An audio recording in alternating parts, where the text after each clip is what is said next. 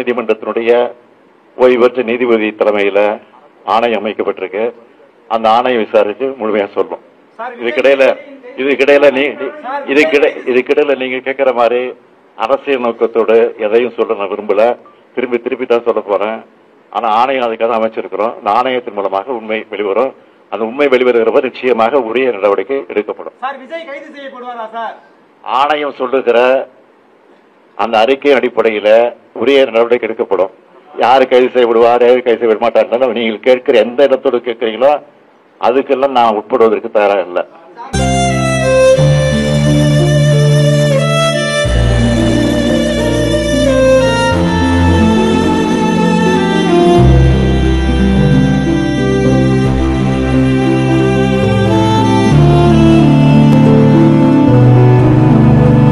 பத்திரிகை நண்பர்களுக்கு வணக்கம். நேற்று மாலை கரூர்ல நடந்த ஒரு மிக மிக துயரமான சம்பவம். இந்த மாதிரி ஒரு சம்பவம் நடந்திருக்கவே கூடாது. இப்படி ஒரு மிகப்பெரிய ஒரு கோர விபத்து நடந்து கிட்டத்தட்ட ஒரு 39 பேரை அந்த விபத்துல இழந்திருக்கிறோம்.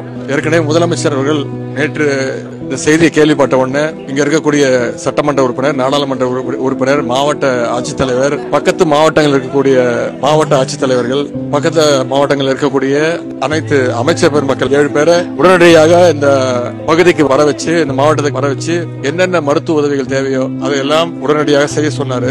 முதலமைச்சர் அவர்களே மிகுந்த சோகத்தில் இருந்ததுனால அவரால் தாங்க முடியல, மிகுந்த வேதனையோட பேசிட்டு இருந்தார். அதன் பிறகு அவரே நேற்று நள்ளிரவு 1 மணிக்கு வந்து பாதிக்கப்பட்டவர்களுக்கு தன்னுடைய ஆறுதலை சொல்லியிருக்கிறாரு. 39 பேர்ல 30 பேருடைய உடல் அந்த பிரேத பரிசோதனை எல்லாம் முடிக்கப்பட்டு போஸ்ட்மார்ட்டம் செய்யப்பட்டு அவங்களுடைய உறவினர்கிட்ட ஒப்படைக்கப்பட்டிருக்கு. ஒவ்வொருத்தருக்கும் தனியாக அந்த ஆம்புலன்ஸ் வச்சு அவங்களுடைய இடங்களுக்கு அனுப்பி வைக்கப்பட்டிருக்கு. அவங்களுடைய உறவினர்கள் எல்லாம் வந்து கலெக்ட் பண்ணிருக்காங்க. இன்னும் ஒரு 9 பேருடைய உடல் பிரேத பரிசோதனை நடந்துகிட்டு இருக்கு. இன்னும் ஒரு 2 மணி நேரத்துல அது முடிஞ்சிடும். நான் வரும்போது இங்க இருக்கக்கூடிய 4 பேருடைய உடலுக்கு என்னுடைய நம்முடைய அமைச்சர் அவர்கள், அண்ணன் செந்தில் பாலாஜி அவர்கள், அண்ணன் மாசு அவர்கள், திரு அன்பில் மகேஷ் பொய்யாமொழி அவர்கள், அண்ணன் சிவசங்கர் அவர்கள், 7 அமைச்சர்கள் எங்களுடைய அஞ்சலியை செலுத்தி இருக்கிறோம். அவங்களுடைய உறவினர்களை தைரியப்படுத்தி இருக்கிறோம். இந்த அரசு எப்போதுமே அவங்களுக்கு துணை நிற்கும். நம்ம எவ்வளவு ஆறுதல் சொன்னாலும் அவங்களுடைய இழப்புக்கு அளவீடே கிடையாது. அவ்வளவு பெரிய இழப்பு இது.